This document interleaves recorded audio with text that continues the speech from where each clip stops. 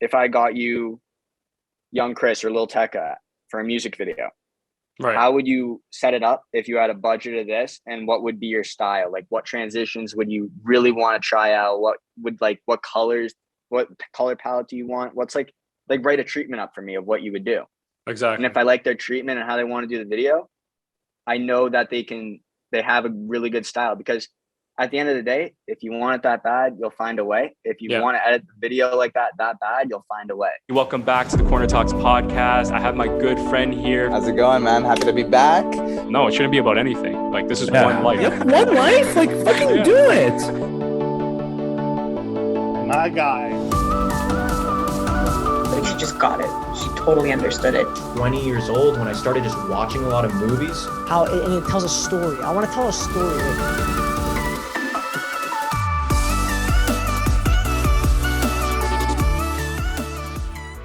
Talented, creative photographer, Tyler Seller. What's going on, buddy? How are you? Pretty good, bro. Yeah, it's a pleasure to be here and be part of the 94 Collective and all your podcasts. You're doing some great things.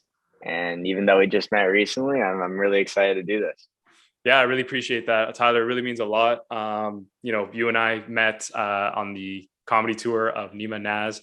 I'm your sugar daddy, and we were taking care of the behind the scenes. I was covering the footage portion, you were covering the photography, and in the Montreal venue, that was our stop, and that's how we kind of like joined forces. And I remember picking you out from the team because I recognized the hat, the same hat that you're wearing today. I'm directing a video today, and that's the famous hat that Cole Bennett wears. If you're not familiar with that, audience, it's Lyrical Lemonade, a very high profile brand in the music video industry. And I was just moved by when I saw it right away, and just hearing that whole backstory, which we have yet to discuss on this podcast. Yeah. So the hat. So obviously it says I'm directing a video today, but it's a cool thing to have when you're a video director. It's a piece that when you're creative, you always want to show pride in what you do. Of course. And this is just a small chance to show pride, whether you're walking down the street. People are always looking at the hat, reading it. You get some laughs. They're like, what are you doing wearing this hat? Like, exactly. You're a clown. But once you go on set, it's a pretty cool look, and people are like, wow, that's awesome. Where did you get it? And it's just a very niche setting. But it came about that Lyrical Lemonade's DJ, his name's Glow Up Jake. He helped co-found it. He lived with Cole Bennett. His dad passed away, and he was living with his mom. Wow. So Glow Up Jake, he ended up just switching houses. His family situation wasn't great, so he lived with Cole. He asked that he needed a pair of shoes, so I kind of got him in touch. It was a trainer Cactus Jack shoe, and it was like newly released this year. Okay. And he said, I'll give you some merch in return, and this was one of the favors that he owed me. So I said, I need to get this. I need it, but that was how that kind of came about. Well, I'm so happy you were wearing the hat. Like I told you straight up, like if you know, and that's like a brand of expression, not only from a fashion sense, but also artistically. And exactly. You were rocking it that day. And I just, like I said before this podcast, and I've mentioned, throughout our collaboration at the Nima Naz show, you were speaking my language, right? Hanging out with comedians for like about 4 or 5 days until I saw you. It's a very different world, it's a very different dialogue. And they were roasting me after about like how I was speaking, because I get all geeky about like film and videography and they were acting like we were married. It was exactly, bro. Yeah. But I didn't give a shit, because I was like, yo, this guy like knows, and I was even more moved by the fact that you respected my work. Because that's also another challenge for creatives. Like, what if you're hitting it off and like you're not that good, right? You're a great personality, exactly. But, you know what I mean? But like at the end of the day, it's like, yo, like your shit, I don't know, I'm not messing with it, you know what I mean? So no, one of your things that kind of like really put a pinpoint on your creativity, when you said you had a clothing collection, I was like, oh, awesome, can I see the brand? And you pulled up the website and you said, yes, this is the clothing line, but I have a really cool way of promoting it. And pulled up this YouTube video or Instagram reel, and it was these girls with Team Canada dancers and choreography all planned out to DJ Khaled. And I was like, so they're dancing with their clothes on, and that's how you promote your clothing line. And it was the most creative thing from like a filming aspect. Right. and it's better than just putting it on a website. And I would have never thought of that. And it's one of the greatest. I told a bunch of people this. I was like, this is one of the greatest ideas I've ever seen in my life for any clothing brand. It's a really cool concept, and I really enjoyed seeing that. That was some of the best work, seriously. Thank you, sir. No, and only more to come, right? Like I only did that one video just to kind of use it as a sales pitch. Exactly. Kind of get these dancers. And I'm so happy that I have one reference video to show creatives like yourself. Because sometimes it's hard for us to articulate exactly what the vision is all about. But I'm so happy. Yeah. Like I was even telling my buddies after that, I'm like, yeah, this guy, Tyler, like he was actually really impressed by this idea. Cause I always know, like, you don't want to sound too pretentious, right? Like too full of yourself. Right. But I always knew in my heart, I'm like, yo, this is something no one's doing. Like, I don't see it. And it's like, how cool would it be if like, that's a staple of the brand? You know what I mean? Like you just see it constantly posted. And yeah, like that's something I'm working on in the coming weeks. I got another one scheduled. It's very challenging, obviously, like getting the right dancers together. But like, you know, as a creative, as we've kind of crossed each other's paths, you put that energy out there, right? You put that positive vibe and kind of willpower to create, and you'll attract the right people. I don't even know if I told you how I attracted those dancers, but like, it was essentially just constantly talking to anyone I could speak of, like about this idea, like I did with you. And lo and behold, you know, someone comes up to me and says, yo, I got these dancers that dance for like, you know, the hip hop program at Brock University, or I got these dancers from Rolling Loud. They're interested. I'm like, yo, what? Like, let's go. Exactly. You know what I mean? And wait till that comes out. Right. And as we get better, you know what I mean? So I'm so happy you're supportive of that. And like, I was even analyzing it more in detail, and I was like, if the girls are wearing it, whenever you see like a Depop or like a Redbubble, Etsy sort of thing, every girl is asking them like what they're wearing. And I feel like those comment sections at some point would just flood up with people asking like, yo, what are they wearing? And they might not realize that it's like an ad, but they're just going to see the clothes and like how cool they look and how vibrant like, the colors are. And it's just like such a sneaky way. And it's just a way for it to get out there. It's so smart. There's so many things more in depth, like with the algorithms of like social media. You post on TikTok, you post on Instagram, there's other stuff, but like with those algorithms, I'm not going to get into depth with that. But no, for sure. It's so smart. It is. Thank so you, smart. sir. Thank you. Well, I'm excited to share more and more, and you know, have you part of it in any which way I can in the future. Like, you know, there's always room for that, and you know, I just think it's just a cool way, and you know, we'll see how it goes, right? But that's what I am. You know, like I'm always just trying to come up with the next idea, and the whole idea, the concept behind the dance music videos for the 94 collection is, I told you, it's not to sell the merch. It's a subtle way. It's more to sell me as a brand and like my capabilities as a director. And I think that's what people are missing now is like, you know, money's great and all, you know, we all want to make it. But if you're after that and only that, your creativity, your integrity as an individual falters. Right. So I think it's so important that we do that, that we always like take priority in why we started or why we entered this business in the first place. So I'm so happy and know that the money's going to come in the end. Exactly. You know, like it's that whole idea of just that passive income in quotes. Exactly. Your creativity is going to hopefully explore more of like the industries, whichever way you go with it. And that will bring you money. Not to talk too much about like my brand or whatever, but just to go back on what you were saying, like passive income, give an example. Like when I started 94 collection, everyone was thinking like, oh, but who's going to buy that? Right. And obviously I was like insulted by that. But at first I understand that, right? Because it's like, I didn't build the brand yet.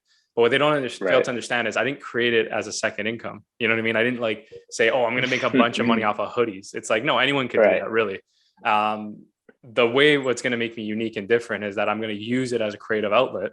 So I can purposely do other stuff like dance music videos, work with a different market in the industry, and then attract those kinds of individuals and create like, and just learn how to do it in general. Yeah. But expand the empire, as they say, right? Like it's like that logo, this logo I'm wearing right now, 94. It's like, you'll see it not only in film, you'll see it in vlogs, you'll see it in dance music videos and podcasts, anything media really. And it's like, don't look at it as, oh, I'm going to make a secondary income. It's like, yeah, that will come if you're good. Right now, focus on how you build and create value for that brand to essentially make that income. But yeah, I'm so happy that you saw on the right page.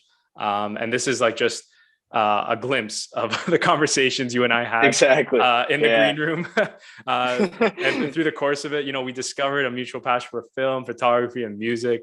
And from one creative to another, it was an honor to be able to share, you know, this endless fascination for the craft and the potential collaboration we can soon cultivate together. But I want to know from you, before we begin here, what made you decide to become a photographer and videographer? So I might have mentioned this to you before, but and no one, I haven't really. This is kind of cool. It's my first podcast. No one's ever really known about. They just see all the stuff I do over the past 2 years I've been doing this. Yeah. And that's a short period of time, and I've never got to tell anyone, or no one knows. So during COVID, we were all playing video games 20 hours a day, nonstop, Call of Duty, 100%. whatever you were playing. Yeah. And everyone, all these girls and all these guys on Instagram were saying, you know, Rolling Loud's supposed to be today. We miss it. Oh, this concert with Bieber was supposed to go on his Justice tour. He had the Weekend going on his After Hours tour, and that all got canceled. People had all these tickets, and I was like, damn, I've only been to like one concert before any of this. My first concert was 2018, Aubrey and the Three Migos. So that was Drake and Migos. Yeah. It was a birthday gift, and we sat first row balcony. It was me and one of my good friends. Yeah. And so I was like, these video games are just killing me. I'm getting so bored. So I decided to move into editing. So I started using iMovie as the sort of first scale, whether it was on a Mac at my friend's place or just off my phone. So I started making these little YouTube videos, making like animation characters say whatever we wanted to say. So you'd have SpongeBob saying whatever you want him to, and just kind of make jokes out of it. Yeah. And I just enjoyed it so much, and I was like, wow, this could be a serious passion. So I started to figure out what was a cool thing for my age, and I always found music to be fascinating. I always listened to it, and I knew it was never going anywhere. So I said, whenever you go to a concert, you see everyone holding their phones in the air, and they're all recording. I said, engaged. Might as well get up to the front, you know, like might as well get up to the front, work with the artists. So I chose the music industry to start editing for them, and led me to Rolling Loud. I was editing a couple sets for them, and right after COVID, all these record companies were losing a bunch of revenue. And I just started going and saying, hey, do you need someone to help edit? And they were saying, yeah, we got this tour coming up. So the record companies were really smart. So since they lost a lot of money, they had three artists traveling the same locations. Mm-hmm. And they paid for one set, the same set. And they would have the tour management team go from place to place, bringing it. Right. And they had 4 people on their media staff, and they knew it wasn't enough. So they took me in, had me edit some stuff, and help be an intern for Columbia, and got to kind of know what's like working in a record company. That's awesome. Which was really cool to just get offered and even just like be around artists of that caliber 6 months in. But there's a cool guy named Declan Kyle. He does all these videos for Tekka, Joe Kenji, all these upcoming artists. And Tekka's a pretty big artist now, but he kind of got me started with the whole filming aspect. So I was using a Fujifilm HS50 EXR. It's not even a starting video camera, and I was only into videos.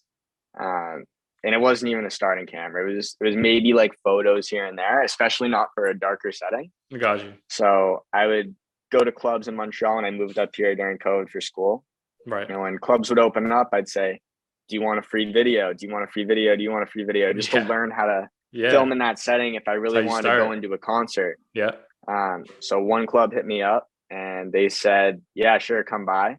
And ended up making a video, kind of blew up, and I was like really surprised because the equipment I was using, the editing software I was using, it was pretty terrible to where I'm at now. And were you still using iMovie at the time? No, I wasn't. I was actually using it was Final like Cut. it was Final Cut, kind of, but like it was like pre-designed transitions. That's like wild. The transitions were already made. You didn't have to do anything crazy. So it was like an extension. Right. So from that, I was just kind of like, I want to do a concert. I think I'm decently ready to do it. So Declan Kyle, working with Tekka, said, do you want to film Tekka in Montreal? And I was like, absolutely. So got a wristband, went in, filmed the whole thing with him, Right. Davey Santana, young Chris, and made the video. And that was my first experience. It was the craziest thing ever. Yeah. And from that, just kind of tore up. But it all started at a club, just like learn how to hold a camera for the first time. And then a month later, I was filming Right. Tekka, which is kind of a wild turnaround. Yeah, But at a club, but I should mention, or you should reiterate, that it was free, right? Like a lot of people don't it realize, was free. especially Yeah. with the creatives. Like I went through my fair share of, doing things for free, and it's fun and all in the beginning, but after a while you start to realize, I got to get paid. But looking Exactly. back, it was necessary. That's the only way Exactly. to prove yourself. We have to become at a point where we're undeniable, but in order to get that, we have to prove ourselves constantly, day in and day out. And I feel like, that's the whole part of like establishing the foundation as artists. But yeah, like that's a very valid, I like that you were humble enough to say it, that you started free, because a lot of artists, they don't like that term, right? Yeah. Yeah. If you have a camera and you never knew how to use it, I wouldn't expect to get paid, That's smart. So yeah. it's kind of like you go in and it's just for the experience and learning, because there's, especially in music, the music industry is really sleazy. And I'll tell you like a crazy story after when we get into like talking about the artists. Yeah, and everything. for sure. But it's a very sleazy industry. You have promoters, you have security guards, and then you have the managers. The promoters, all they want is money. Yeah. And that's when you DM a club, that's the guy you're talking to. They're just the money man. Yeah. So if you flat out say you're going to do it for free, yeah, they'll wipe their hands clean and that's it. They're going to allow you to do whatever you want. Exactly. But you go to security guards at concerts. I go to security guards, and like when I first went back to Boston, I walked into a venue. It was a private event. No security guard at the door. Walked in, got all the way up to the stage. Yeah. I don't even know how I did it. I was in a t-shirt. Everyone was in suits, and the security guard came up to me and he was like, "What are you doing here? Like, what's your name?" And I was just talking to him. I was like, "I'm trying to start a media company here, and I'm a concert photographer, videographer. I work in the music industry." And the guy said that he wanted to do the same thing. So we started talking. That's Those crazy. Guys are the guys that let you in the door, Yeah. So you Not the get their promoters. number. Yeah. Exactly. You send them a text and they let you right in. There's nothing wild. to do with it. Yeah. So I would go to every security guard here in Montreal. It's MTELUS or Bell Center. I would be friends with every security guard. When I would go into the pit for Tekka, I would shake their hands. I'd say my name, add their Instagram. And then after Tekka, I think it was like a week and a half later, I had no clue about this, but a friend texted me, he goes, "Amine is in town." So I was like, "Oh, that's awesome. Like, do I try and film it?" So what happened was I kept the wristband from my first concert at Tekka. And I said, "Oh, I need to get back in there. I really want to do Amine, and he's Right. such a cool artist." Yeah. So I took the wristband, reapplied it to my wrist with glue.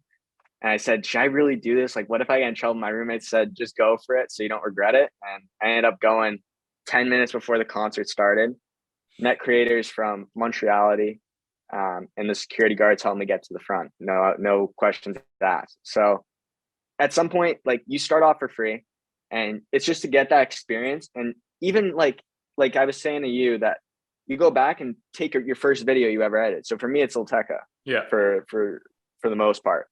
So you go and take that Tekka video, and a year and a half later now, you sit down, you edit that video and see where your progress is.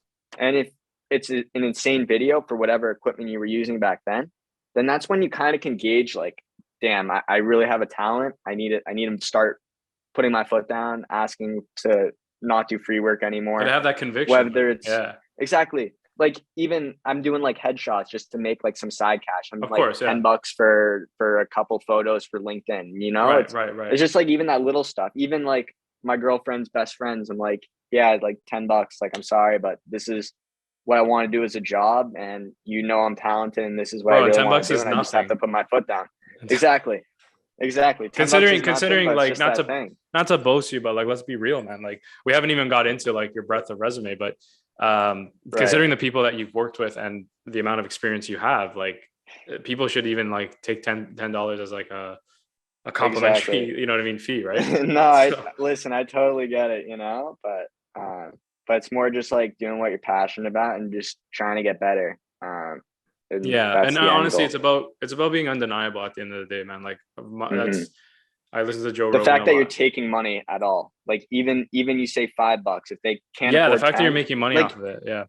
like artists come to me and they're like, how much for a video? And they give me their budget. And I say, oh, I charge 800 a video. And they say, Right. oh, I can only do 3. I said, okay, we can do 3 and we just don't have a budget and we can do a couple takes and that's it. You know what I mean? Yeah, Like I exactly. try like, Yeah. cause bro, like we'll get into media company, but there's so many artists that if they put their audio and they had their lyrics and had a guy like LAROI or Justin Bieber sing it, it would be the most listened to song in history. Oh, You like they're know, that talented, you're saying, as a they're lyricist. that talented. Wow. Every artist has one song like vaulted, no matter how small or big they are. You go to SoundCloud and listen, and there's so many artists out there. Baby Santana, he's 15. He knows every single person on SoundCloud, like Holy every shit. single person. If he Wow. listens, he goes to SoundCloud like 2 hours a day, and he takes guys and throws them on features. They don't charge them or pay them Right, or right. whatever. It's just to be featured on his song. And as a 15-year-old artist of that magnitude, if you're on SoundCloud listening to 20-year-olds and 30-year-olds who haven't even like had the chance to perform yet, and you're asking to be featured, like you know that if that audio is sung by him, it's going somewhere. So it's that type of aspect that like I really want to help artists because it's one opportunity to get everything and one opportunity to take it away. And that's kind of what it was. If I never got asked to do Tekka, I don't know where I would be right now. Yeah. No, it's a trickle effect, man. And that's If why, like, COVID didn't happen, I don't know if I'd be in as like a creative right now. oh, same Seriously. here, man. My whole life I wanted to be a filmmaker, and like it's a dream since I was a little boy. But it wasn't until I actually, we entered the pandemic where I was able to take it serious and work steady to kind of achieve this point in my career. It's wild, man. I've been writing screenplays since I was 17. Like I've been actively trying to pursuing the passion, but the videos I showed you, the ideas that I had, this logo right here, the business that I created, would have never have been established if it wasn't for the time that was granted because of the pandemic, right? And I'm glad that you said that because I owe 2020 a lot to the success that I've kind of No, seriously. It gives yeah. you a point too. Like also when you create a business, when you start creating a business, that's like when you realize you're undeniable, then you can create a business. And like once you do that, it goes so quick. It goes so fast. It's so true. Yeah. And people were saying like, oh, like it's going to take some time, and it still does. But I think because I spent most of my 20s just building up, like eating shit and kind of going through the grinder of figuring out, going through the grind of figuring out like, where I excel at, what my skills are, learning and adapting to being a director and editor on all facets of storytelling. By the time I started the business, it was just a matter of finding clients. And then once I found one client, it's trickled to the next, trickled to the next. And this is what I always argue. Like, okay, people will say in this business, talent's not enough. You need hard work. When talent fails, hard work works instead. I don't know the saying. Exactly. Yeah. The words, trust me, I get what you're saying. Yeah. But at the end of the day, man, like I was telling you this in person, it's like, I don't want to be a schmuck that works hard. I want to be a guy that's also really, really does well at his craft. That just so happens to work hard as well. Do you know what I mean? It's like, you want to have a right balance. You don't want to be just the guy that's pumping out stuff and, working for something that's not getting any recognition. You know what I mean? And if you, I always tell like every creative I work with, I say like, I have a friend, his name's Michael Gilbert. His Instagram like tells his whole resume. He's actually down in Miami. He's working with Swaley as a personal photographer. Another kid awesome. From Boston.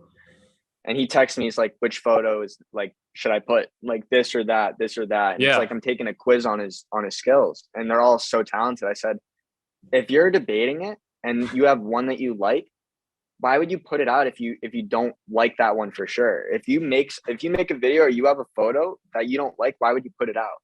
If you're not proud of your own work, why would you show it to people? Like I just did a video for I'm not gonna say because it actually just happened yesterday. I got texted and so I did a video for a school club and I said, okay, it was a business meeting. I had a cocktail hour, filmed the video, and I did a jazz instrumental to Circles by Post Malone. Nice. They had a couple transitions, a couple zoom in shots. Right. And they said, yeah, we need serious jazz music. We need no transitions. We want the pictures a bit lighter, and the text has to be more modern and no zoom ins. And I was like, okay, so I do not want my name on this video. This is not my work. and that's it. I basically could Wait, do this it on isn't the one iMovie that in you 10 told you minutes. showed me. This is another Yeah, this another is it. project Yep, with the this same is the one. directives. Oh my god. Yeah, yeah. No, it's the same video, same video, Oh, same okay. This is video. the one you did show Yeah, me. this is the Oh, same. okay, okay, Yeah, okay. this is the same one. Okay, okay, okay. So they text me yesterday, like, yeah, I showed it to the team and everything, and they just like don't like the video. How do you not put a transition? I just don't understand. I'm like, they just don't like the video. I'm like, okay, like I did everything you wanted me to. And What is it, a fucking the content, slideshow? It was the content manager. It was the content Oh manager my who was god. talking to me. And I'm like, who cares what your team thinks? You're the content manager. Do you want Yeah. the video out there? You're telling me what to do. And it's Yeah. like, that's what frustrates me. It's like I'm trying to take all these gigs and everything to figure out like where I can show my creativeness Yeah. and just like kind of explore with it and like also teach myself new ways to edit and like simple things like a sit down with a panelist. But it's like when I was editing that video, I probably went through it like 15 times after like each text I got about how to Right. revise it. And I had MASSHOLE Media Productions at the end of it, and I put my signature. Right. And by like the last 2 or 3 times I edit, I took out my signature in MASSHOLE Media Productions because I didn't even want it getting out there at that point. Yeah. It just wasn't my work anymore. Yeah, I got you.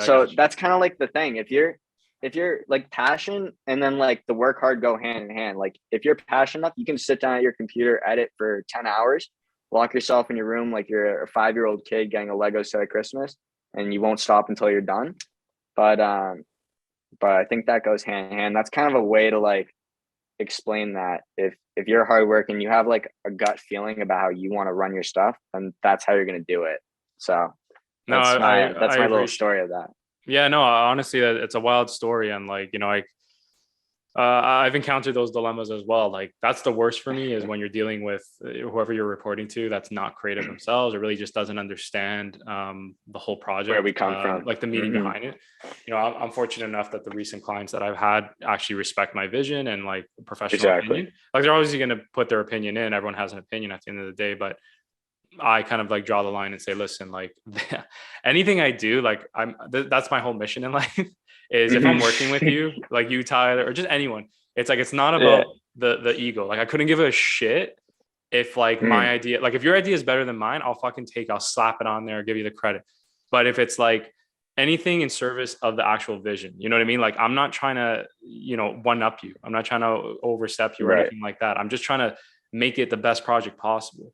Right. And a lot of people, you've encountered this, right? Collaborators, creatives, colleagues, peers, whatever have you, have this issue, right? They feel that they're being threatened or their egos, being compromised because you decide to, one up them by, shoving in or suggesting your own kind of critique or, feedback. Right. But it doesn't work like that. It's like, it's all for the service of making the best video possible, kind of like what you were doing with that jazz instrumental circles video, whatever have you.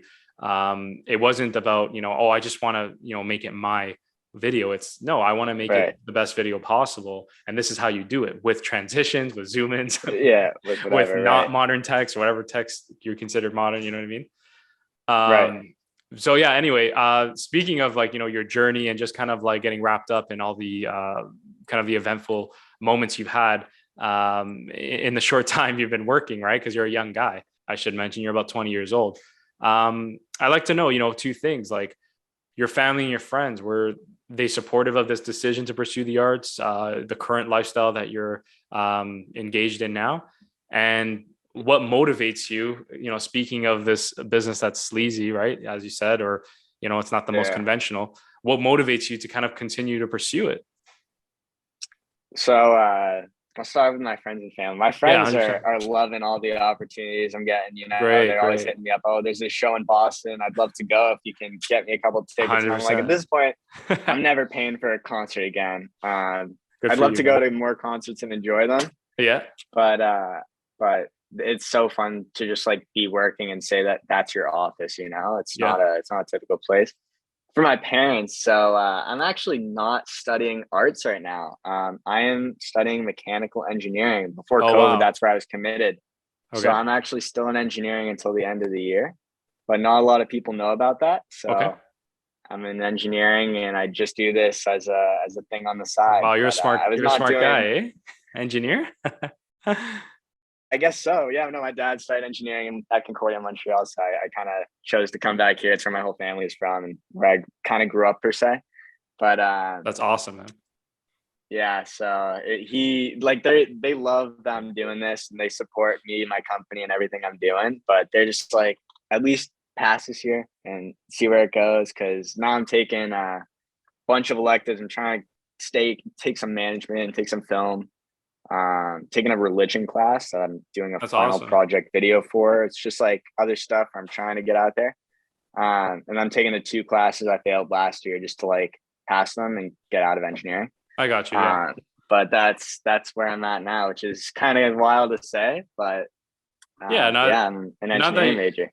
That's awesome, man. Yeah, not that you're not a smart kid, whatever. It's just more like when I hear you're studying to be an engineer and you're pursuing the arts, or you have this talent for the arts, that means you're highly academic, right? And Right. you know, I went to university, I graduated in marketing, but I could never see myself, you know, excelling in mathematics or science. Maybe if I applied myself that much, but you kind of see that juxtaposition. You know what I mean? You kind of like understand what I'm saying. Is that's crazy, but good on you, right? And I'm sure you also want that balance, and you kind of, are you doing it more to appease your family? To be honest, like, is it kind of like you want to No, get that my degree? dad, I grew up like playing with Legos. Back to the Future is Oh, my okay, favorite so movie just because the physics.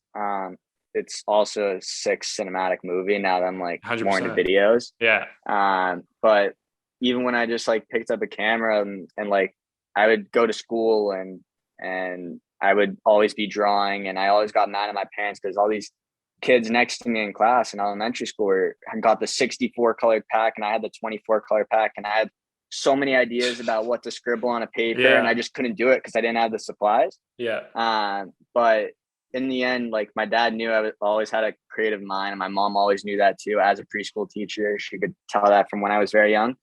But they're very supportive, and they were kind of like, my dad was kind of surprised even that I went into engineering, and Oh yeah, he works at MIT, so I'm like, as a kid, you know, going to MIT, like the place where all engineers want to go, and you're walking around those buildings, and my dad's telling me that they're making stuff that goes from solids to liquids, back to solids, moves around with a control. They're making energy that's the size of a battery that can power 50 towns. And you're like, yeah. this is incredible. You know, like it's undeniable. Any major you do, you can still say that that's incredible. And I just want to learn more about it. So that's kind of like where the engineering aspect came. And like the mechanical side, just like fooling around with my hands, getting dirty and even just drawing, like that's still mechanical, you know. But yeah, but now that I'm in this, it's what motivates me, I guess, is just like knowing that there's another artist coming, and like Yeah. there's always an opportunity. If you have, this is what I tell everyone. I said, if you're so passionate about it and you Yeah. really want this and you don't think it's possible, you're gonna find a way. And it sounds so cliche. Like at 16, you have a motivational speaker that comes to my high school, and they're like, if you want it that bad, you'll find a way, or like just put your head down and just keep going for it. Yeah. Yeah. I hear that a You're lot. like, what's this Yeah. guy talking about? Like shut up. I hear this from like 50 people, but Yeah. like now that I'm in this situation, I'm like, it is so true. Like it's crazy. For me, yeah, I'm just saying, I just want to interject. Like for me, when I used to hear Yeah, people go for saying, it. when you want success more than breathing, like that's when you know you'll get it. And it's like, Right. I finally now understand that. I've always Mhm. wanted like to be, you know, in film, like I was explaining since I was a child. But now in the last year or so, like now I can understand what they mean by when you want it more than breathing. Like now it's like, Tyler, do or die. Like I don't see myself doing anything else other than this craft. And Exactly. I had these long conversations in the car with you, like Uber, like my dreams and ambitions, and you were very kind to support that, Right. and kind of entertain those thoughts. So you can imagine that, like you said, it's like when you want it that bad, put your head down, you know, focus and make it happen. You know what I Then mean? you're It's like finding no a way. excuse. Exactly. Yeah, you'll find a fucking way. Right. No, it's seriously, it's so cliche, and everyone hears it, and some kids my age like still don't realize that yet, and they're in Oh school, yeah. and that's also part of the thing. They're listening to everything their teacher says, and they go Yeah. through and whatever, and they have some people just have no clue what they want to do. I only figured out I wanted to do this a year and a half ago, 2 years ago, for certain. But once you kind of get that aspect down, then it all clicks in. It's that whole thing that I never believed that everything happens for a reason. And I seriously think that motivates me too. I would be at work on, I worked on a boat this summer, and I would be a narrator just like for tourists, like what they were looking at and everything, history of Boston. And I would hate it some days. It would be raining and there would be no one on the boat. I was barely making any tips. And a girl, her name's Elise, her son, or her stepson is actually a bigger artist from Marblehead, like right next door. His name's Token. And she would say, you don't know who's coming on that next boat. You have no clue. And I said, that's very true. And like, you have to go as an area, you're going up and talking to everyone, and you have to be outgoing. So I stay on the boat, one last ride. There's a family of 3 from Nashville. And the mom was like, what are you doing? Where are you studying? Where are you from? So I say, no, I'm in Canada. I'm studying engineering, but this is my true passion. And she would say, oh, that's crazy. Like, I actually social media managed for Post Malone in Nashville for a year. And you're like, oh my God, imagine if like I left that hour early, you know? That's sick. It's like, everything happens for like the famous story I tell that I only tell people in Montreal. It's first night or the second time I ever filmed at that club that gave me the first chance to ever pick up a camera and like let me kind of work with it. Yeah. There were 2 older guys in there, and they were maybe 60, 70. It was their kids were graduating high school, so it was the grad party. And they got them a shit ton of bottles, and they were walking around and just being clowns. And I was like, this is gold comedy. So I put my camera behind them, kept following them. And I was wearing a Yankees hat, and everyone from Boston's gonna kill me for that. But this guy comes over and he puts a Yankees World Series ring on my finger. And I'm like, I was kind of like freaked out for a sec. I like froze up. I think you were telling me this actually. Yeah. Exactly. Yeah. So he let me, I was like, can I like take a photo? And he was like, yeah, absolutely. So I put the camera out, take a couple photos, and then I give him back the ring, and he takes it, and his whole fist it's all full of diamonds and all full of sports rings, like Raptors, Celtics, Red Sox World Series, Tampa Bay, both their Stanley Cups. And I'm like, what do you do? And he goes, I'm a team photographer for these sports teams. And the other guy goes, yeah, I'm just a guy that works at DHL. And I said, I don't know if I should be wearing this hat, by the way. That was the wrong ring to put on me. I'm from Boston. They asked me where I grew up in Boston. And I said, it's a little town. It's 3 square miles. It's named Swampscott. And they said, no way. We grew up there. And he grew up there. We went to middle school, high school, elementary school there, and went 2 miles down the road to Salem State University. And then I went and did sports photography. And then he's like the other guy was a big manager at DHL. So they packaged the cars for F1 going from Bahrain to Canada to the US, whatever. Mm-hmm. So I said, I'm going to get your phone number and I'm going to text you tomorrow. And I was kind of messing with him jokingly. I said, if you're a big guy at DHL, you'd figure out a way to get me in for F1. He was like, what team do you want to work with? I told him the team, and he said, done. That's it. And it was a 10-minute conversation just from meeting him in a club. And that's when it kind of clicked for me, like everything does happen for a reason. And that a lot of the industry and what motivates me and like this crazy lifestyle and how I get these opportunities, it's just talking to people. 80% of this industry and 80% of what you do, it's talking to people. How life goes is there's going to be kids in high school that are going to be working for my company, or there's going to be other kids that are working for them because you have a degree and that puts you on the same playing level, whatever. But in the end of the day, if you have a friend who knows a friend, or you're the friend that runs a company, you're going to be working for them because they have an in. And that's how life goes. So it's about talking to people. And I was never a kid in high school to be popular. I talk to everyone, whatever, but it's kind of funny now that those kids are off in school and doing their own thing, and I'm kind of like finding my path a little earlier in some cases compared to others. But and they're path a little later. I should mention, it's bro, just crazy to like. You're 20, text, bro. You know? There's people your age. There's people my age that are still lost, bro. Like I wouldn't put that much hardship on you. No. But, just let's backpedal that. Because honestly, man, like true. We young. Yeah, we young. I don't want to sound like I'm like boasting you, right? Like, tooting your own horn kind of thing. But the reality is that it's very admirable. Like you work with a lot of people that I admire in the industry. And the big thing that for me is that you also respect my work, right? It's not like I'm just here saying, oh, I Tyler, like, oh my God. It's like, no, we respect each other. And that's what creates a collaboration. That's what creates a future partnership. But back to your point about you never know who you're going to meet. I love that attitude that you have, and you have it at the right age. When I was 20, believe it or not, I used to think it was the big ones or nothing, you know, it wasn't the little steps. And like even going to Nima Naz when we met, like it's like you never know who you're gonna meet. But that's what, I had no clue who I was meeting there, you know. Right. So. And then so exactly you beat me to it. That was my point, is that before I went on tour with him, I was in this crossroads of like, you know, keeping my job that I worked in LA. I told you I worked for Impact Theory. And you know, that was a very promising job that, you know, helped me get a lot of other clients and attention in the industry in the time that I served there. But it was time for me to reassess, right? And Nima Naz, like, you know, just being around that brand and like, you know, just helping to cultivate it, I knew I was going to be around people that were like-minded individuals. So my point being is that I met you on the trip, and you know people that I know that I revere and I would hope to work for one day as well. And that's how this conversation started, you know. And it's like, if I were to stay home in my room and just edit those social media videos and not you wouldn't take have that those chance, experiences, I would have never met you. You know what I mean? And it's like I would have never met the other people on this trip that I've yet to have conversations with. And my brand, Daniel Calderon, 94 Productions, would never be out there. So the way in which to get yourself exposed is to take that risk, right? Is to go the extra mile. And like you said, it's to be patient about it. It's like you never know who you'll cross paths with. And I really believe in energy. And people, you know, my parents are very modest. They raised me that way, to not talk a lot about what you want to do and your passion. And in a way I can respect, you know, moving quietly. You shouldn't always be bragging. But for me, it's not bragging. For me, it's like, I want people to share and understand my ambition.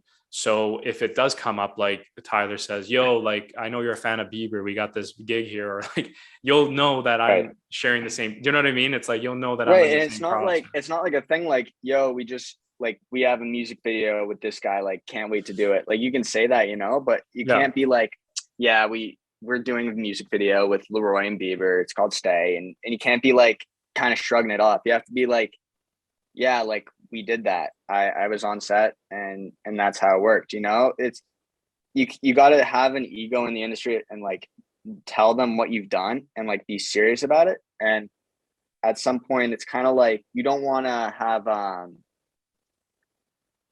like the stigma that's like, you're just shrugging everything off left and right, because then that's when you seem pretentious and you don't really seem so serious. Exactly. It seems like you're just working to meet the people and get out. You're not trying to be in there for a while. Exactly. But like you said, so your point being is that instead of just saying I worked on a music video, you're specifying who you worked with, correct? Right, exactly. Right. So my point being is that with creatives, it's always good to like provide that context. So when we were talking, right, it's like the last thing I want is to like just talk, you know, give you an earful of like my passion and my ambition. No, I'm serious. This is how I look at it, bro. No, yeah. Right? This is how I look at it. It's like, exactly. You're a nice guy. You were obviously like very receptive at first, but then I said, you know what, now I gotta pull the big guns. Now I gotta really like tell them like what, and the only reason it's not to brag, it's not to boast. It's just so you have an idea, whether you like my work or not, who I am. Yeah.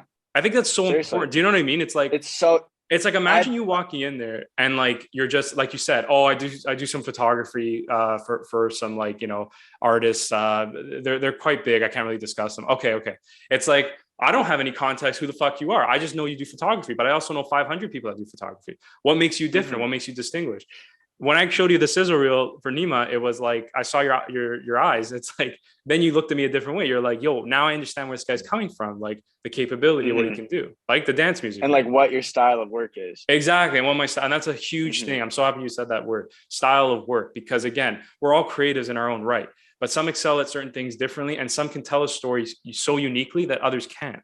You know what I mean? So it's like, when I told you about that dance music video, it's like you said, you haven't heard that. And you were so impressed by it. You told so many people thereafter, right? It's like, imagine if I kept that to myself and I was like, yeah, like I want to market my brand, whatever. It's like, no, I want to share that with you. So it's like, hey, maybe we can find something together in the future. You know what I mean? Like maybe we can align that creativity. Yeah. Like even like I told you in the Uber when we were together, that how I like kind of meet creatives and how I know that they're going to be successful and I really want to work with them. It's like, I don't even ask them for their portfolio. Anyone can hold a camera, you know, like anyone can hold a camera. You can film, you can do whatever. It's more like if their style is really cool, And if they're serious about doing this, they'll sit down and edit and find a way to captivate that style. 100%. So instead of asking them for their portfolio, or like it's like going to a business and saying, I need your resume to see that you graduated school. I don't agree with that. Yeah. And that's kind of like what I'm getting at here. But you say, if I were to, you give them a real life scenario. You say, if I got you young Chris or Lil Tecca for a music video, Right. how would you set it up if you had a budget of this, and what would be your style? Like, what transitions would you really want to try out? What colors, what color palette do you want? What's like write a treatment up for me of what you would do. Exactly. And if I like their treatment and how they want to do the video, I know that they have a really good style, because at the end of the day, if you want it that bad, you'll find a way. If you want to edit the video like that bad, you'll find a way.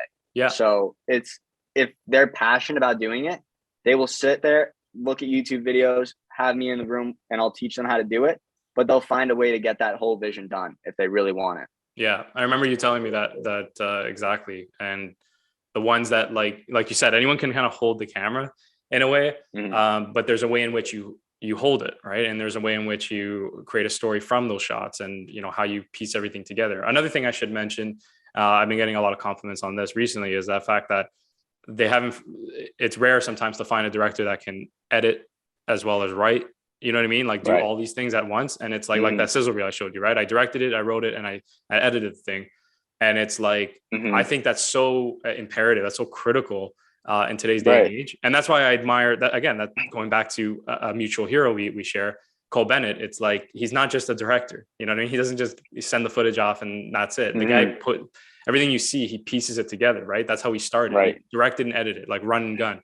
And I take pride in that, right? Like, as do you, right? It's like, how else can we like establish our creative style if we don't see the vision all the way through? Does that make sense? Exactly. Yeah, exactly.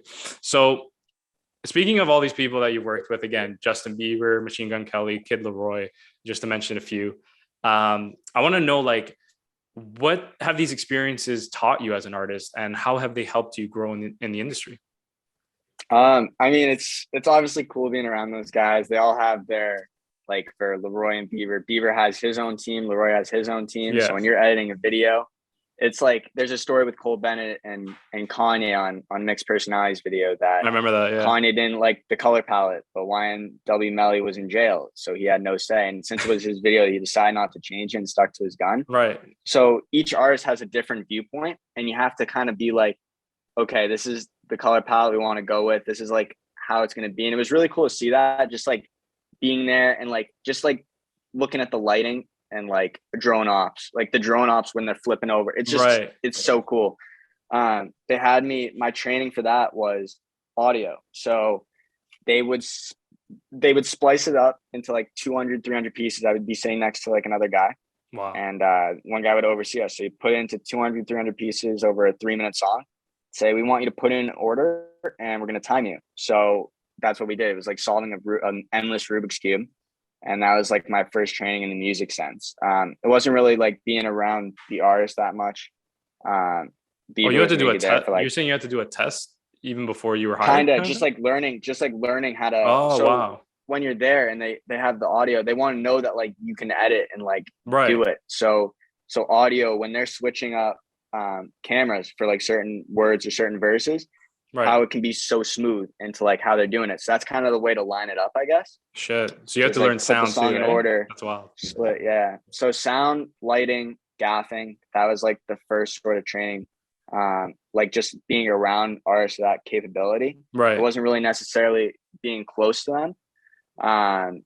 But they have some crazy personalities, and obviously LAROI's like my age, so it's really cool. Wild. Like to like he was on tour and you get to talk to his team and you suggest ideas and everything. It's like a lot of the artists I work with, I try to like keep them around my age. So you have Chris, you have Tecca, you have LAROI, you have Chris and Tana, and when you suggest ideas to them as a director, as a creative, and you say this would be a really cool idea, and they're the same age, so they kind of see it the same way as you. But if you go up to a guy like Eminem or Kanye and you say, hey, this is what I'm feeling, and they're like 30 years older than you and you've only been doing this for 2 years, they're going to say like, screw you, I have a guy that's like already done that, or this is like the worst idea.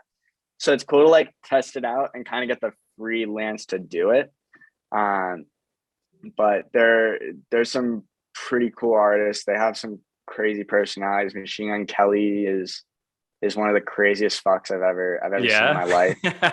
Yeah, he's wild. Like a train wreck, or like just artistically creative, or like what I do you mean, mean you by could tell he's really artistic actually. I mean, he's a really cool guy. But at parties you see like on social media, I'm sure you saw like there's him breaking his head or breaking a wine glass over his head, and then he's like, wow, that was like, so this is where his creative aspect comes in. So he's like gushing blood from his forehead, and then you go and look at the Cleveland show where they sold out his home, the Cleveland Browns stadium for his home show, and he zip lines across, lands at the stage, and he was like, yeah, like we stayed overtime. I have to pay for this whole set. And then he says quote for quote, "I'm rich, bitch," and takes another champagne glass and cracks it over his head. So that was like all originating from a bar after party from a club in Boston.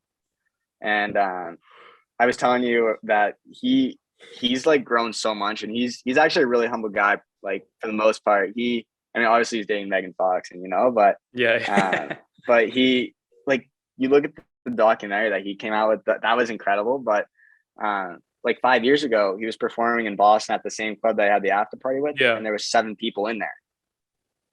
Only 7 people, which is really cool. You're saying like when he was starting off? Moves. When he was starting off 5 years ago, there was only 7 people in Boston. So it shows how quick the industry moves and how you can't really stay in one place. And that's why, like, I'm not really tied down to one artist and like doing this tour, doing that tour sort of thing. That's smart. But also you got to learn from that, where it's like every opportunity you take on can lead you to an even better one, right? It's like you never know who you're going to meet. Because like you said, right, all these artists we speak of, they were once nobodies. People forget that. When you mention Justin Bieber, it's like, that's not a name, right? You know what I mean? Like, like, that's just a kid. Granted, singing in his room. He came up really young. Like Tekka was on SoundCloud maybe like 4 years ago. I was selling shoes to the guy at the time. Like, so you actually knew him personally? You were saying before? I was like, I began sneaker reselling. There's a kid. His name is Kenny Bedanza. Yeah. And I played hockey with him, and the coolest guy I ever met. And he got me into reselling shoes. I'm not going to get into the whole story, but something happened and had to sell a lot of his shoes. So kind of like just kept going with it, making connections and like learning from him. Right. And my first concert back in Boston was actually, his girlfriend was a huge fan, and the artist was Role Model. And he was there. And it was the first time I reconnected with him in 8 years. And I said, like, yo, like, I was selling to artists like Trippy, like Lil Tecca and Santana before like they came off SoundCloud, all these pairs for free, just to say, like, I'm giving you these for free. If you know anyone that needs a pair, tell them to hit me up. Just like kind of get like a growth of like a celebrity sort of thing to buy from like a kid, you know? No, of course. It's the exposure, right? Yeah. Exactly. So that's what kind of tied me in more to music, I guess. I loved hanging out with like artists like that, and just like being able to talk to them personally and be like as a 16, 17-year-old kid, like, oh my gosh, I have like Lil Tecca's number. Like, this is crazy. Like, I can't believe this, you know? So I was like telling him, I was like, you got me into this whole entire film industry. Without you teaching me how to sell shoes when I was 13, I wouldn't be here. Exactly. So it was like the first time reconnecting, but it's crazy. No, man, well said. And you know what? Like that's why I was so inspired to like connect with you, is because we have the same mindset. And, you know, I shared with you my love of music and my love of storytelling and, you know, just filmmaking really. And just showing you my style. That's just how much I emulate, you know, people like Cole Bennett and, you know, explaining the whole dance music video vision that I have. That's why I think we connected more, is because you kind of saw like even like the projects you were discussing with me, like that are in the pipeline. You're like, yo, like this guy, we can apply that style. Because that's what I want to do. It's not right? like we were just trying to tough it out for a night and then kind of wipe our hands and say, see ya, have fun. No, like for me, it was like, I wanted to create a lasting, you don't come across people that are like that talented. You really don't. And that experience, like, let's be honest, man, right? Like you've worked with a lot of creative people that I revere again. the hat, you know, I immediately was like, yo, what the fuck? Yeah, right. And I fucking knew you were legit when I saw it. I was like, yo, and I remember you were even like, yo, like the fact that you knew who it was, I was sick. Like, you know what I mean? It's kind of so like neat. we understood It's each so other's niche, language, you know what I mean? Yeah. It's so niche, man. It's niche, bro. But like if you know, you know what I mean? Like a true exactly person there's in the only business. so many Yeah. of us that are doing 100%, bro. You gotta pay attention. People are sleeping out there. And exactly. yeah, so what I'm saying is like it's just I'm so excited, like, you know, the potential and you know what this kind of like friendship has to offer. So, you know, that's great, man. I'm really excited for that. You know, back to like, you know, the fact that we created our own kind of production companies. We were discussing that again in our endless conversations about the industry.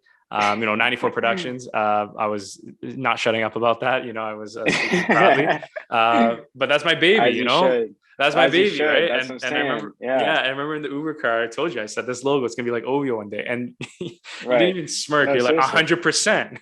Yeah, like, I know. yeah, I brother. look. I seriously, yeah. You see it. I love it. Yeah. So like if you have a style and you say that, like if you're strong enough to make it happen, you do anything for it, you'll find a way. So 100%, I bro. knew like I clicked with you and you had that same mindset. So it's like I knew right away that whatever you said was gonna happen, you know? Thank you, sir. Thank you. And I also I'm serious on that. I appreciate that, Tyler, a lot. And I was big on, to be honest, also not only the ambition behind it, but the aesthetic. You know, I told you, and I remember you complimenting the style, and I was like, this logo, like not for anything, but I just see it like meaning something, you know, like instantly being recognized, you know. But right. That's for another conversation. I want to talk to now about MASSHOLE Media. That's your company. Yeah. Yo, yeah, this is sick. I love that you have your own production company. You're not like a freelancer with a camera. This guy's legit, exactly. boys. He incorporated the business. He's ready to go. He's putting his services everywhere. He's got a logo. He's got his own clothing line. And this is, again, what I mean is like, you know, we've got a little bit of an age gap, but we're like brothers, you know? Exactly. No, seriously. Yeah. Like we got the same fucking vision, bro. Yeah. So, yeah. So I want to know, just to give some context for MASSHOLE Media, you know, it provides photography and videographer for artists, events, partnerships, and one being, you know, Nima Naz, as evidently discussed here on the podcast.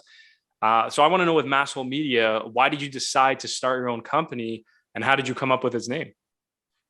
So I'll start off with the name. So the name, sure. No one knows about this one. Okay. I think I actually kind of had like a Cole Bennett thing. So he has his own clothing line and he puts like these unique post-it notes explaining why he created it. Right. So I put on, I forget which item it was, but in one of the descriptions for one of the clothing items in my shop, it says why we came up with the name. And that was the only public place I ever put why we named it that. People from Boston might have a hint, but it's called MASSHOLE because if you're growing up in Boston, you're called a MASSHOLE, a Massachusetts asshole. And if you go to California, I don't want to say anything, but it did sound like asshole. Yeah. So if you go to California and you say you're from Boston, they're like, "Oh my God, you're a MASSHOLE." You find another Bostonian from Florida when you're there on vacation. They say, "Oh, you're a MASSHOLE too." Right. So, so I was like, this could be really, really cool. So that's kind of like the whole origination of the name.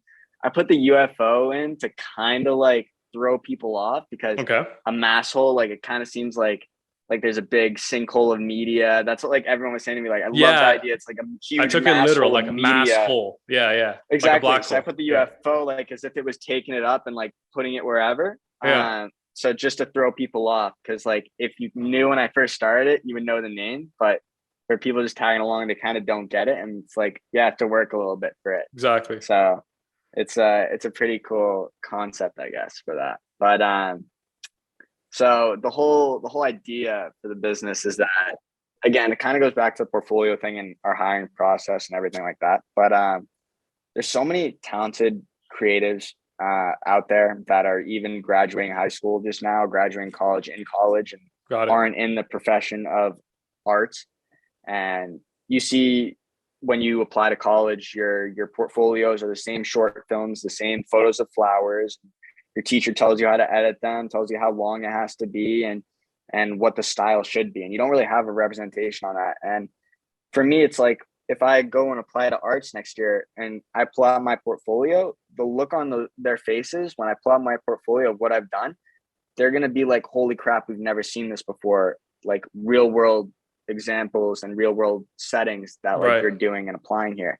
So it's kind of like help give creatives that are seriously passionate about this and like use my connections and use our other creatives that are like our mentors, as we call them, use their connections to kind of give them a place to go and do their first concert, do their first sporting event, their first business setting, real estate video, whatever.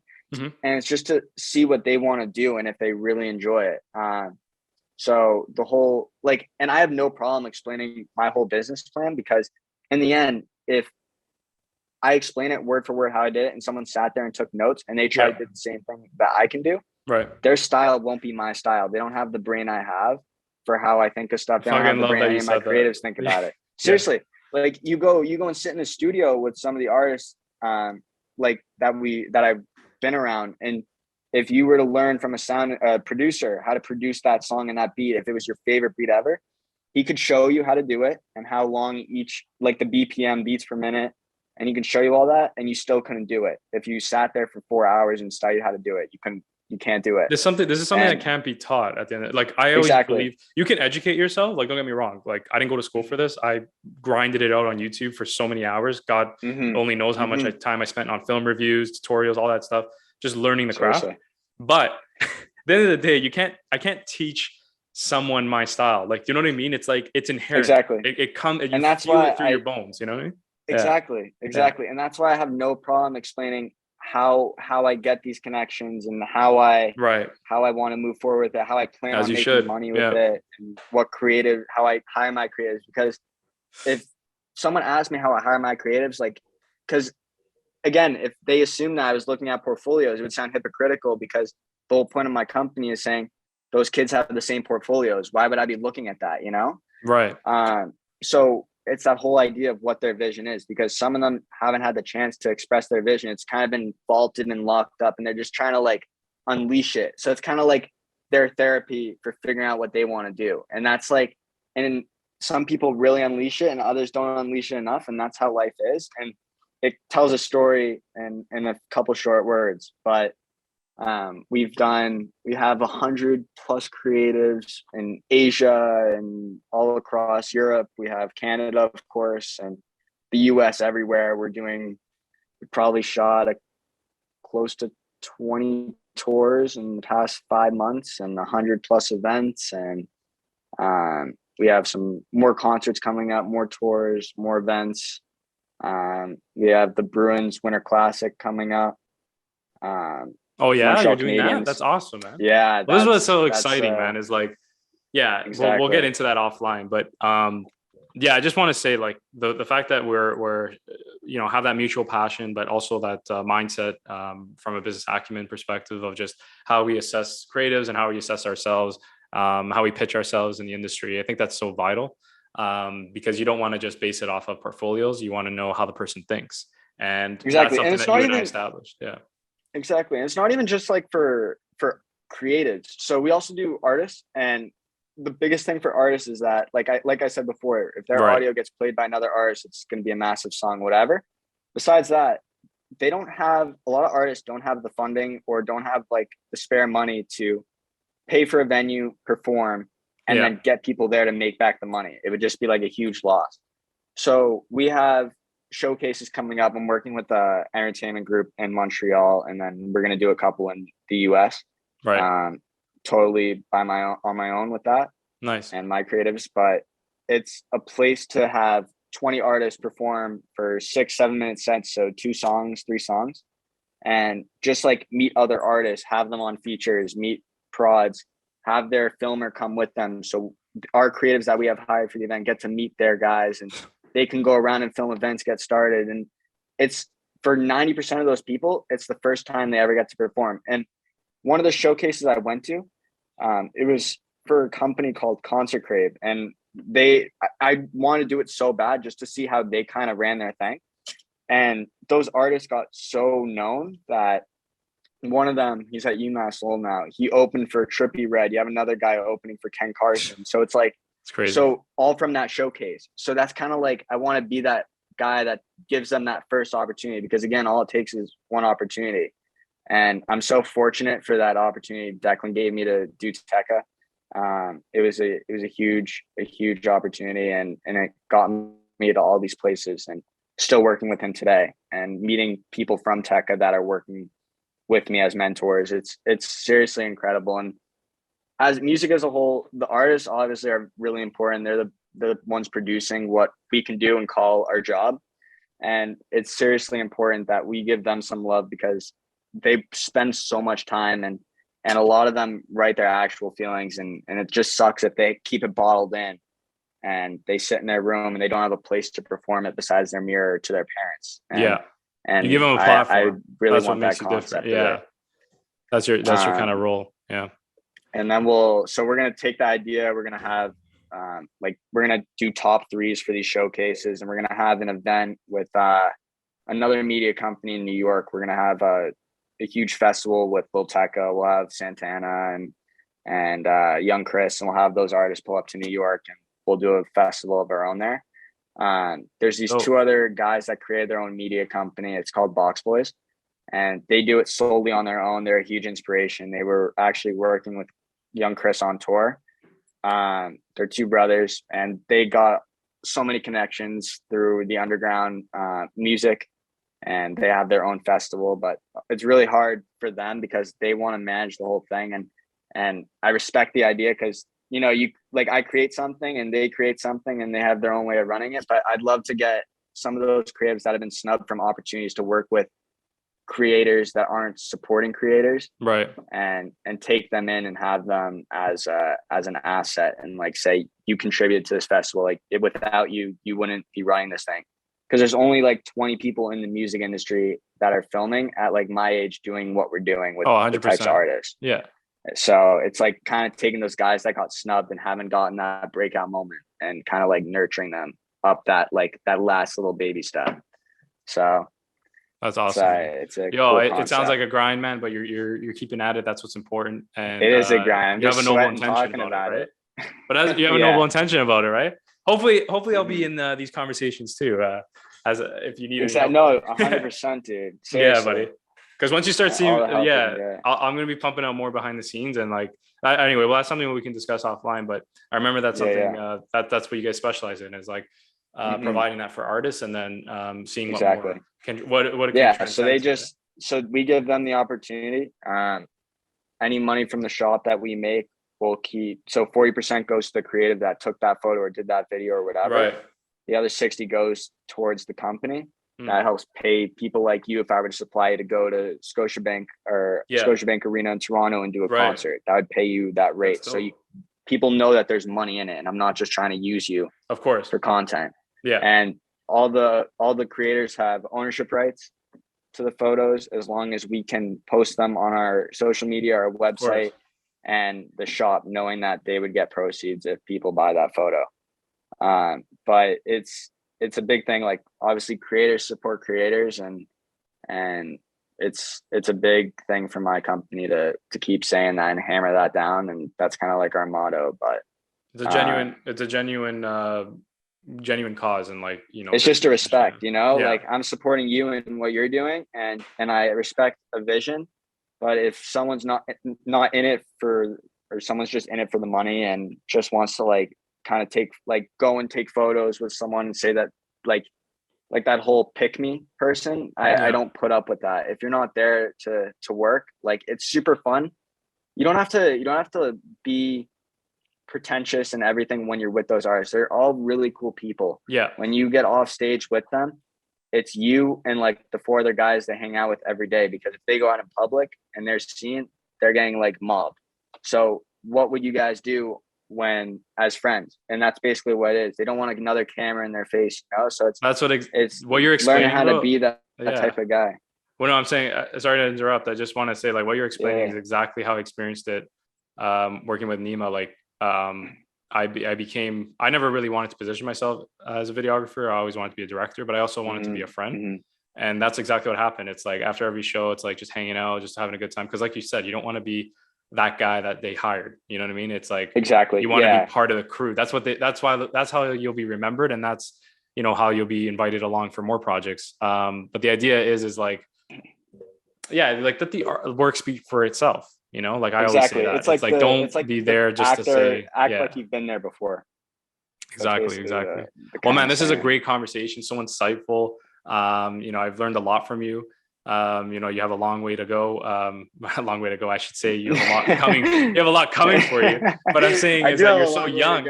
I'm saying you're so young that fuck, you have another 10 years to go, an extra 10 years in your wallet. Yeah. But no, man, it's not about the age. For me, it's just about, you know, what you can cultivate, your ambition at the end of the day and your drive that can get you to whatever destination you desire. And you've proved that. So I'm really excited to have future talks with you. You've been nothing but a great guest on this podcast. And yeah, I'm definitely looking forward to connecting and collaborating about future projects. Seriously. Yeah, dude, it's always a pleasure. And it's incredible to reconnect. And, you know, like just from something as small as meeting at a concert, it's incredible that this friendship's going to go a long way. So I'm really excited. 100%, buddy. All right. Well, thank you so much, Tyler Seller, for coming on the podcast, sharing your journey and enlightening us on how to become better creatives. Do you have anything else to say before you leave? I got nothing. Just go Awesome. check out our website, I guess, www.massholemedia.com, and just kind of gives our whole business plan flat out and a list of our mentors and creators that are deployed all over the US mainly, and for sure go and give them a read. Awesome. Thank you so much, Tyler Seller, for coming on the podcast again. Thank you, everybody, for listening, and we'll talk soon.